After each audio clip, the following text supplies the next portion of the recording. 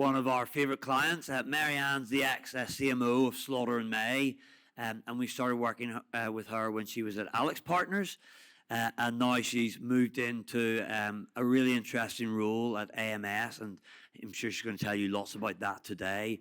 But we're delighted and really happy that Marianne made the time to join us, because she's got a great story to tell.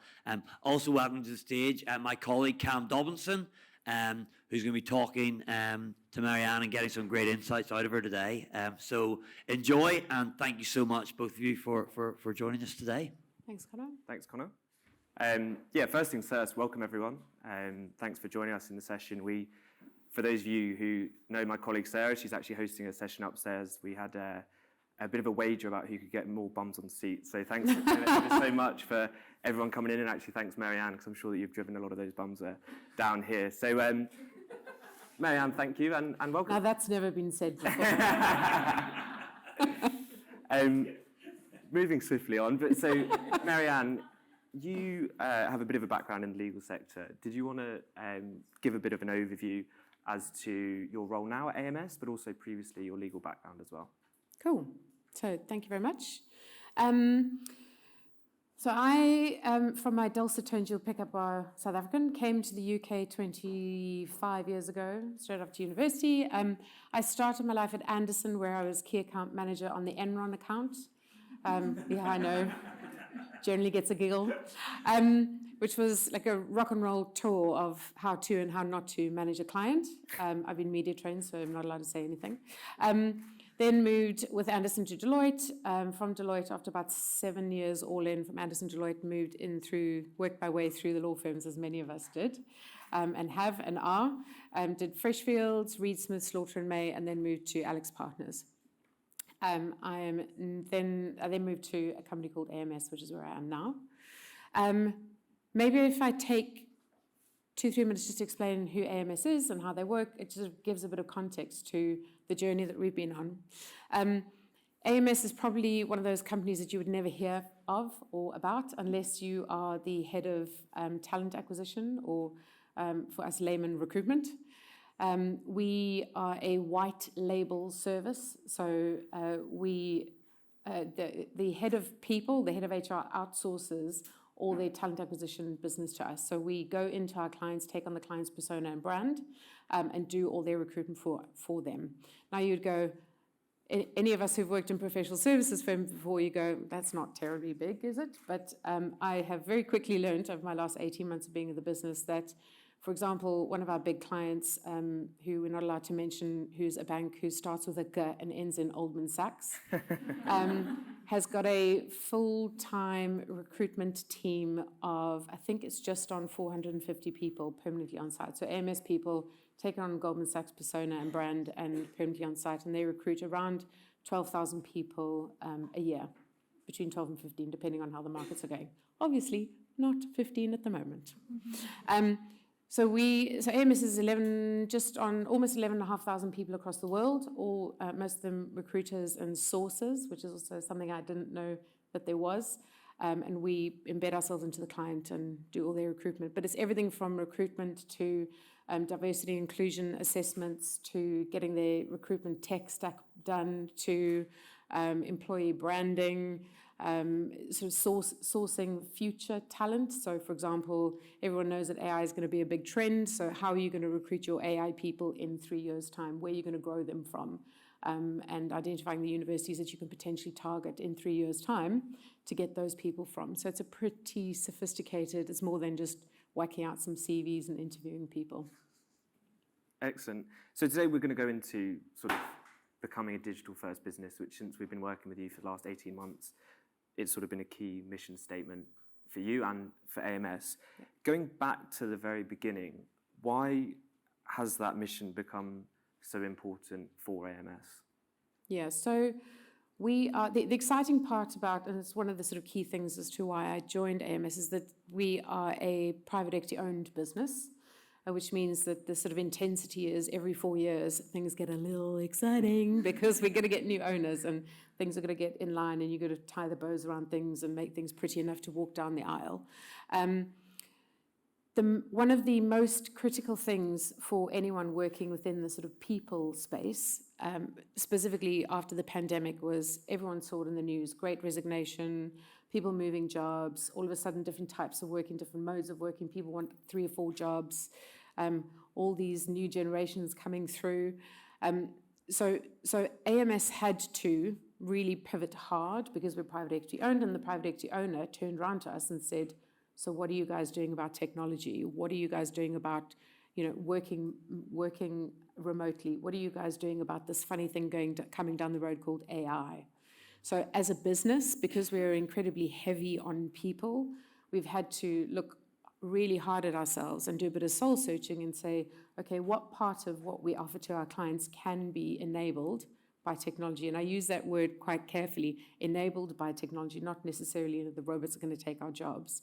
But what is it that we can do that we can help our clients be faster, better, fairer recruiters and bringing that talent in? With that, we've had to set up a digital function within the business, and I know a lot of businesses have got this, but it was very much I keep talking about soup to nuts, what part of what we deliver to our clients and what we do as a business internally, so finance, HR, marketing, business development, can we enable with technology? So we've launched, yesterday was our 3rd tech product, which is very exciting, an AI technology product. We've also launched a tool that looks at your technology stack. If you're a TA professional, it looks at your tech stack and finds the holes in where your tech stack is. Don't we wish we could do that for marketing? Because there's so many marketing tools out there.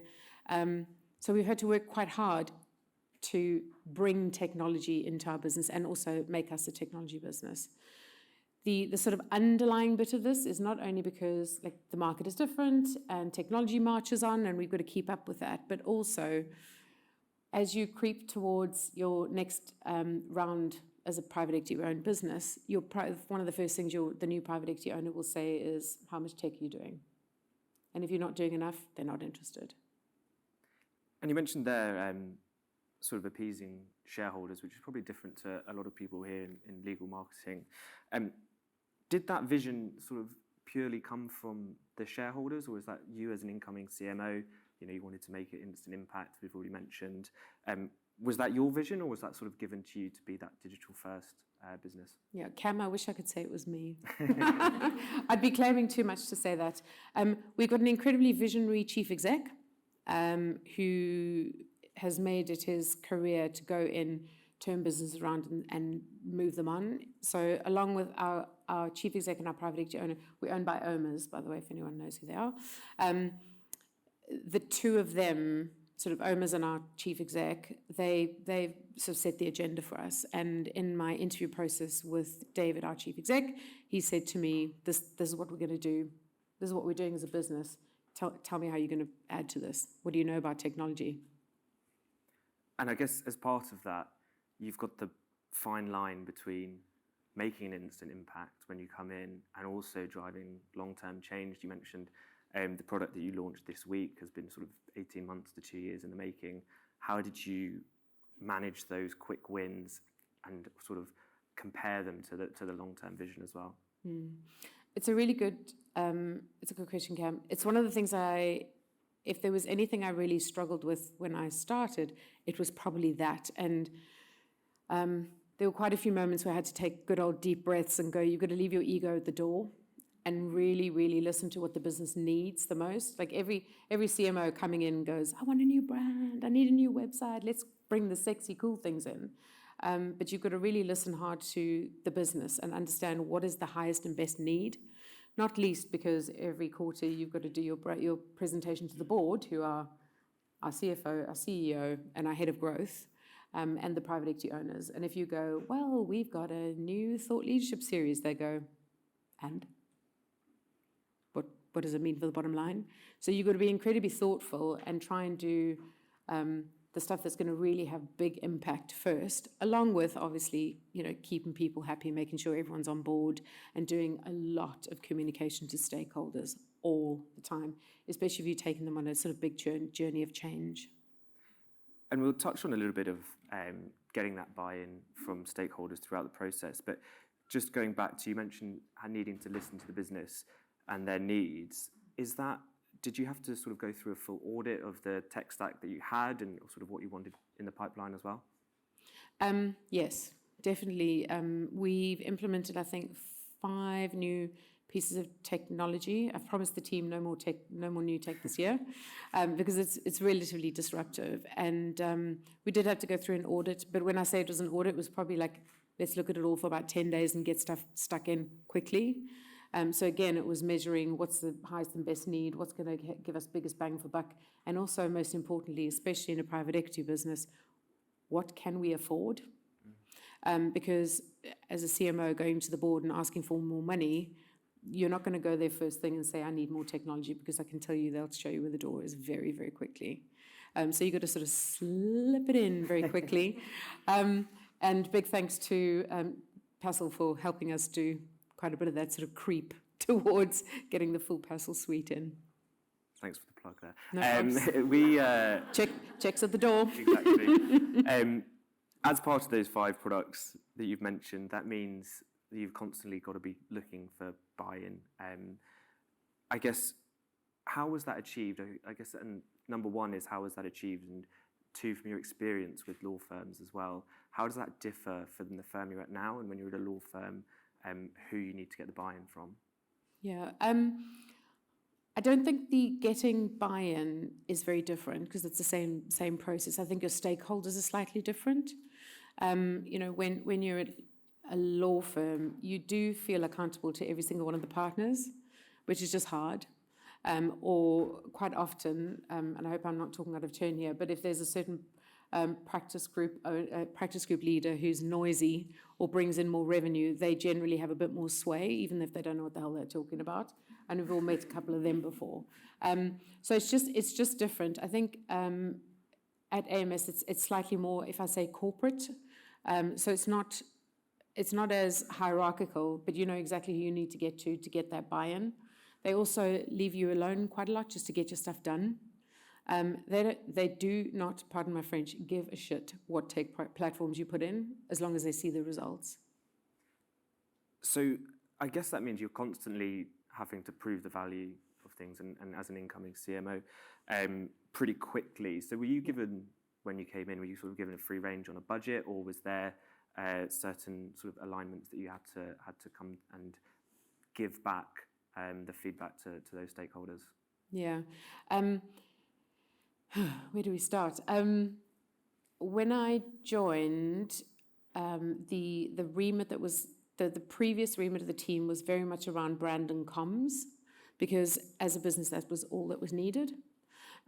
Because we are creeping towards that lovely moment that happens in private equity every 4 years that we're not allowed to talk about, there was a real remit from the chief exec and the head of growth for us to say, to do something different and make sure that we've got a story to tell the investors coming up. So the big transformation from a brand and comms team and brand and comms delivery to a full strategic marketing team was the remit. And we weren't given a penny more than we were previously. So we had to be incredibly thoughtful on what we could and couldn't do. Again, tech is probably not your first thought. Your first thoughts are, apologies if I offend anyone in the room, axing some agencies, because agencies can be massively expensive. And generally, if you're brand and comms focused, you've got more agencies than you would necessarily need if you're focusing sort of all the way through the sales funnel. Yeah, there you go. And one important thing you mentioned there was the reporting, and that takes place on a monthly basis, I think you mentioned. Yeah. How do you look to build out those reports? Do you look to lean on the vendors and sort of they provide a little bit, or is that you and your team who are sourcing those and providing the value? Yeah. So reporting is one of those things that you can really get yourself in a bit of a knot with, and I'm sure a lot of people in the audience will be nodding their heads, because you can report every single day. And Jenny, who's in the audience, who's in my team, turned on to me and said something quite profound that I will remember for the rest of my career, which was, Marianne, no matter how many times you weigh the pig, it's not going to get any fatter. Which is so very true. So I think once you've sort of transitioned, once we had transitioned into not the brand and comms function, but focusing on every single stage of the sales funnel to generate the market awareness, generate the leads, then nurture the leads, and then get them down to bid and win. Once you've got everything sorted out like that, then you start thinking about, okay, therefore, what part of this is most important to the business for us to be able to report? And then frequency of reporting, because I think we definitely did swing a little bit too far the one way, because we then had the data and we're like, hey, report every week. You really don't need to report to absolutely everyone. So you've got to be really thoughtful on, once you've got the data, who's the most important person to report to and what are you reporting? And one thing that we did do well, I think, was that probably September last year, we said, okay, let's just set KPIs for each of the teams, one KPI each. That's it. Otherwise, you can go and reach and quality and clicks. And I mean, it just gets a bit bonkers because there is so much data and then you keep weighing that pig and it's not going to make it any fatter. So for each of the teams, so for example, our brand and comms team, all I want to hear from them is share of voice. It's pretty blunt. It's a really blunt instrument, but all I want to know is share of voice. And I want to know that our share of voice is 1% more than our share of market in each of the regions. That means we are louder than we are size-wise, and that's all I'm interested in. Click-through rate, SEO, don't really care. That's all in brand and comms. On the business marketing, so the sort of next phase down the funnel, all we look at is how many marketing qualified leads we're looking at and what is the and how much of that is being disqualified. That's all. Nice and simple, easy. Everyone can get focused around it, and also the business can understand it. So when they say to us, oh, there's a brilliant conference, we need 150 grand, I go, what's it going to give us? We need another 15 marketing qualified leads. Is it going to give us that? No, sorry, not going to happen. So it gives you that really nice metric. And then, so that's the next team done. Then the next team done is the bid team. And all I want to hear from the bid team is, are we getting 60% wins? That's the end of it.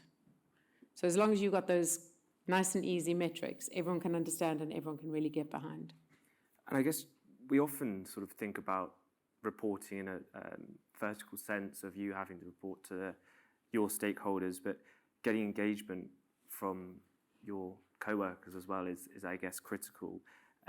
How do you go about that in a sort of vertical sense as well? How do you drive that when you're bringing in these 5 tech products? How do you get people engaged in undertaking those projects? Yeah. I think it's been a real journey. Do we get 10 points for saying that? It has been a real journey for the whole business and for the marketing sales. We call ourselves marketing sales enablement team. And I think with any new CMO coming in, that everybody knows they're going to go on a bit of a journey because everyone does it slightly differently. That buy-in from the business is obviously critical. It's really important that the culture that you come into knows that you're going to come in and do some change or, what your remit is. And they need to kind of just let you alone to go and do that stuff. But the most important is that buy-in from the team for them to know that, hold on to your seats, folks. This is going to be a bit of a roller coaster. And I promise you, we will go as fast or as slow as you guys want us to go. Of course, there are, people along the way that go, this is just not for me, I'm out of here. And then there's some difficult conversations you do need to have because you need a lean, agile team that's going to go along the journey. I'd like to say that everyone's come out the other end of this sort of 18 months of transition by saying, wow, that was fun. But I have promised everyone no more tech, and we're just going to stick to it. And I've also promised Jenny in the background over there, that we're going to do exactly the same marketing plan as last year. We're not going to do any more planning, just rinse, repeat, everything the same, everything the same. And when you take, your team on that journey, was the core of the team already there? Was there a sort of recruitment process or drive in place, or was it mainly just a bit of restructuring and dividing and conquering that way? Yeah, so we did recruit a fair amount. The core of the team was most definitely there. We had a very, very strong bid team, our pitch team. Our pitches are slightly different than a lot of business services, professional services. On average, a pitch, once it lands, takes 211 days. We know that because we've got the data. So they're really, really long pitch cycles, and we've got an incredibly well-versed pitch team. We had I'd say, small brand and comms team doing some really, really good stuff. So we've had to beef that out, and we've had to rebuild or build a full business marketing team to create those marketing generated leads. And within those teams, we've spoken a little bit about buy-in now. Did you find that having a really clear vision, the mission statement, becoming digital first, did that help in that process of achieving that buy-in from your team as well? Yeah. Yeah, so it's interesting because I think there's a little difference between the sort of vision for the business and then the vision for the team. Our vision for our business we've just recently rewritten, which was also quite a riot to try and get done on about £5.20 in a private equity-owned business. But it's been quite fun to do because we've had to do a lot of internal work. And we sort of all came up with it together. Didn't get a big, fat, expensive agencies to help us. I wish we had, by the way. I wish we had. So we've now got a sort of vision for the whole business, which is talent is our world, which we're enjoying working with. And that's really enabled us to garner the full almost 11,500 people behind something that we want to work towards. By way of vision for the team, I wish I could say we knew what it was when we started, but the one thing we did know was that we needed to get a lot more savvy in technology and how we use tech, but also the vision for what we were going to do by way of the transformation was we need to put a person or a team at every phase, every stage of the sales funnel so that we can create the leads, hand them to the next person, hand them to the next team, hand them to the next team, all the way through to win. So that was the sort of vision. We need to look after every single phase of the sales funnel so we can manage and leave nothing on the table. And I guess that's sort of just a constant process of reminding yourself and each of those individual teams that you mentioned from the bid team, etc., of what the overall goals are and just constantly sort of revisiting that mission statement that you've already mentioned there. Did you find that from a CMO standpoint, I know that when you started working with Passle, it was very hands-on. Did that move away, the sort of further away you got? Were you able to sort of sit back and just report on the different areas rather than getting involved in the sort of nitty-gritty more so? Yeah, absolutely. So when I joined, there was lots of getting stuck in, and I mean, I was writing press releases. I haven't done that since, I'd say, the early 70s, but I'm not that old. I was writing press releases. I was doing a lot of you just got to do that because you've got to get stuck in and actually do the doing, because while you're, the old analogy of while you're changing the engine, you've got to actually still fly the plane. So the plane's still got to fly while you're gliding across, going, nothing to see here, new technology, new team. And then as the team has grown and, you can hand over the responsibilities, that's when I was able to hand things over. Sometimes it's hard because you do feel like I've built this thing and I'm handing over my firstborn. Anyone wants my firstborn, they're more than welcome having them. Child, not business, by the way.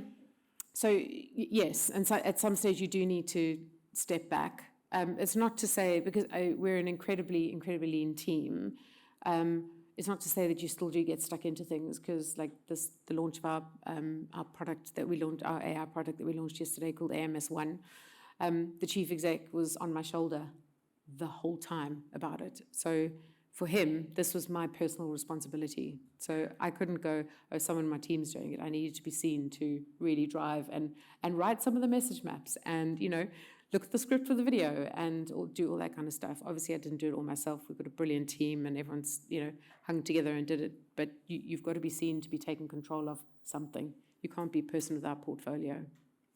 And you mentioned there actually that you had him on your shoulder the whole time.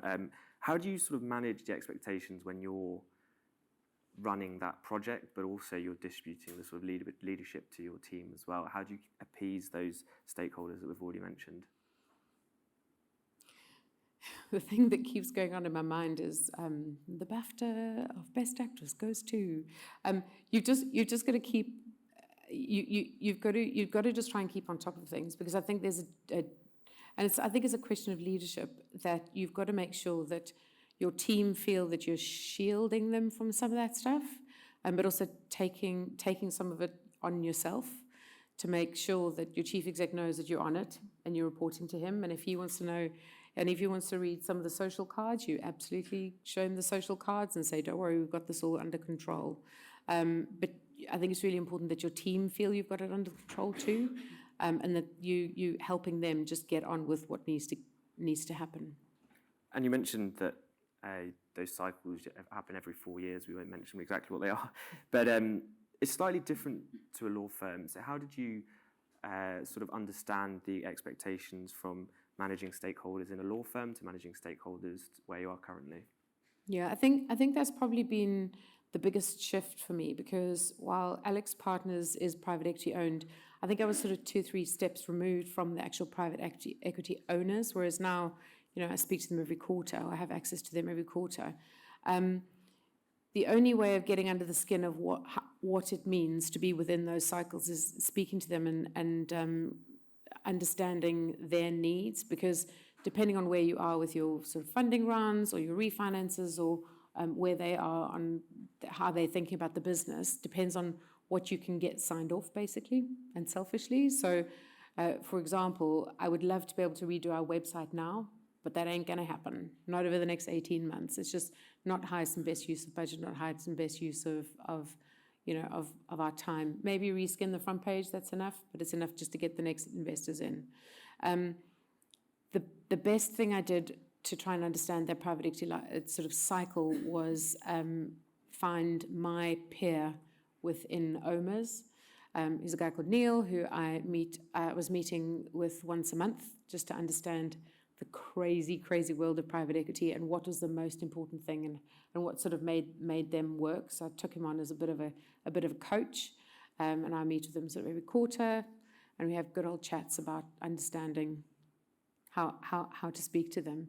It's also been a real learning curve for me, reporting to a board that have private equity owners on it, because it was really bizarre for me to have that first board presentation, and it took me about a month to get my head around the fact that you don't actually go to the board to ask for anything. You go to report to them and say, look, this is what's happened, and this is what I'm going to do in the next 3 or 4 months. And that's all they want to know.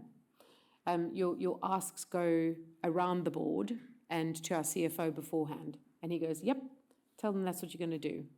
And to me, that was really strange, because when I was at Slaughters, where I was reporting directly into the board, there was an ask. There was always an ask. Can you put it for your business? And that's where you have your business case conversation. This is just not that.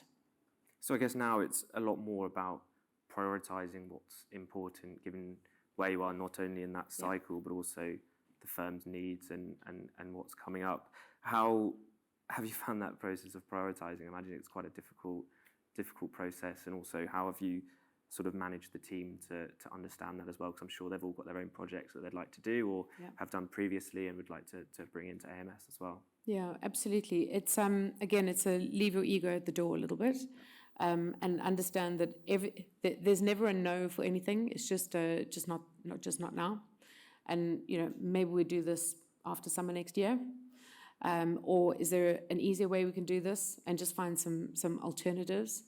Also, again, if we go back to what our sort of KPIs for each of the teams are, it's really easy to be able to measure up against those and go, okay, we'd love to, and I keep coming back to a website, we'd love to be able to.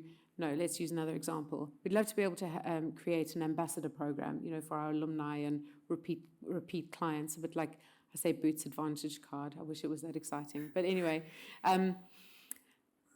we'd love to be able to create an ambassador program, but those things are really expensive, and you're not going to see big brand awareness stuff coming from it. Is it going to nudge our share of voice up further than 10%?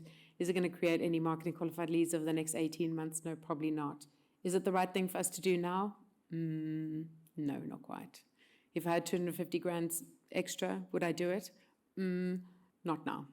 So there's lots of, we know there's loads of projects we'd like to be able to do and start by the end of next year, but it's just the when and what's the biggest impact. I guess you've got that fine balance between time and spend that you have to manage as well. I think we've got just about 5 minutes left, maybe a little bit longer. Marianne, that was super insightful. I think if anyone has any questions, do feel free to fire away. I'm sure Marianne will be very, very capable at answering.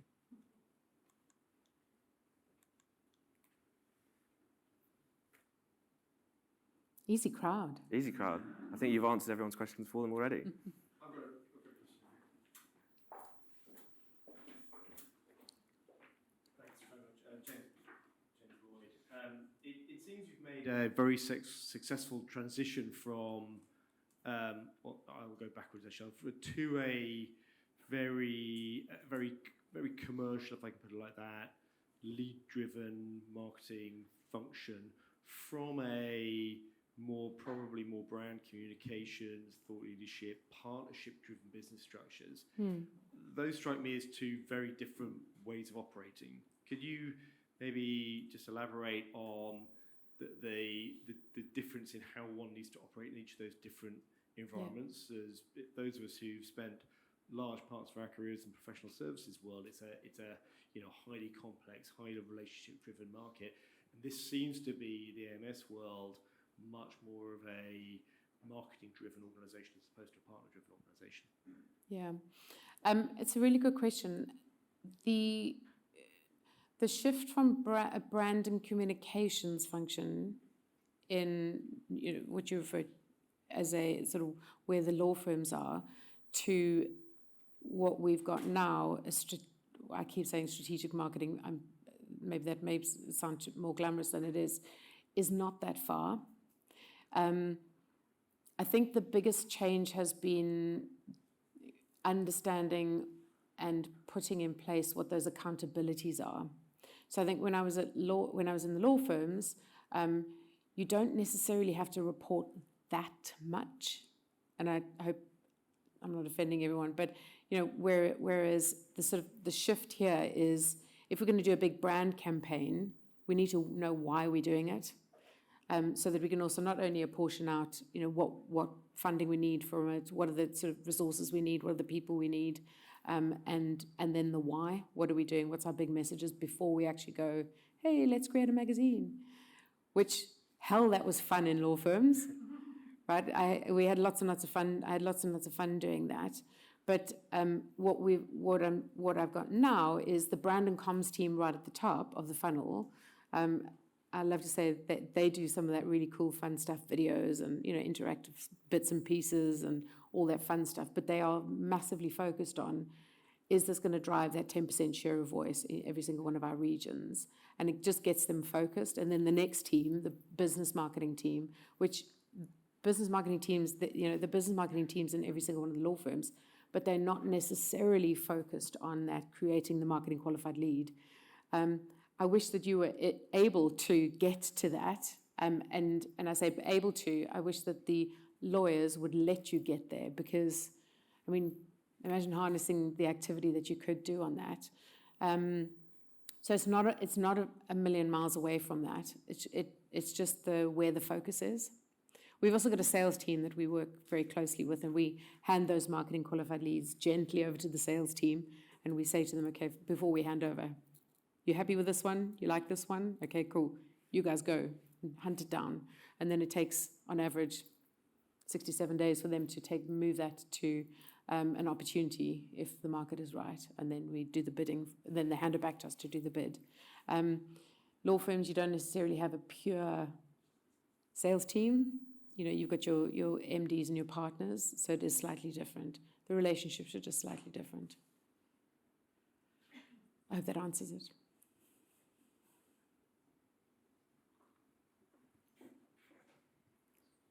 Hi, Sam from Passle. Hey, Sam. The challenge that we have that you've talked to that maybe I could ask about was, you mentioned leads and being really focused on how can we get 15 more qualified leads. Your sales cycles are quite long, from first contact to close. Yeah. How do you, and do you even measure attribution of those leads to different campaigns when you have a sales cycle that might necessitate multiple marketing and sales touch points along the way? Have you got a model that you use to attribute the value from that deal to any given campaign, or how do you manage that? It's a really good question, Sam. So it's quite complex. Sometimes a marketing qualified lead will just come through from one event, and it just so happens that a prospect will go, yep, I need some of this. Can you come and talk to me about a DEI diagnostic, whatever it might be. But sometimes we're pitching at the moment to a large hotel company who I can't mention. And that lead, to generate that lead, has taken just over 2 years. I think one of the things we've been incredibly thoughtful of is who we are targeting. We always target, like majority of the people in the room, target the general counsel. We target the head of talent acquisition and the head of people. And quite often we can see from the data that those people bounce between our campaigns. So while the brand campaign captures everybody in the audience, the gentle rain that comes across everyone and they hear about us every month, or every 2-3 weeks in the media, or whatever it might be, about all kinds of big things, then the targeted business marketing campaigns zap people on very, very specific things. You need a DE&I. Do you know what this is happening? How many times have you clicked on the wrong technologies and blah, blah, blah? So they've got really specific sales campaigns. And because we're targeting the whole market all the time, people bounce between. So this person who, the head of people for this hotel group that we're pitching for, he's been targeted, and we know that we've been contacting him for 2 years. He's been to a couple of our events. He's had a lot of our thought leadership. He's had some of our nurture campaigns, and then he falls out of the nurture campaign. But what we also do is we score those leads. So when you get to a score of 250, we then go, okay, there's buying signals here, hand it over to the sales team. He's never quite gotten to that buying signal yet, but we're front of mind all the time because our brand campaigns are going to him. So it does take a lot of time. Sometimes there's a straight, clear path and you know exactly where it's come from, and sometimes not. What we do is each of our business marketing campaigns have got a very, very specific marketing qualified lead target on each of them. And once we've hit marketing qualified leads, we move on and move to the next campaign. But in saying that, some people drift from that campaign into the next one, and eventually then become marketing qualified leads. And that's a slightly more tricky conversation with the sales team, because you go, so they've been to a conference, they've read a lot of our stuff, they've gone deep into our content, so they're reading every single one of the things that goes from, hey, we've got this really good idea, you must be struggling with XYZ, to how do you build a business case to get a recruitment process outsourcer into your business. And that's a really important piece of content for us, for example, deep level content. And we go, okay, sales team, go. There's enough waiting on that. Does that answer? Great. So we've got about 30 seconds left. I'm going to give you the last question, Marianne. Make it easy. Go on. With your new experiences, could you ever go back into the mad world of a law firm?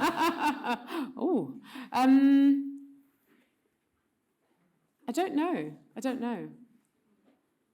I'd be a very different flavour. Listen, I want to thank firstly Cam for hosting the session today, but especially Marianne for giving up all her time. Thanks very much, Marianne.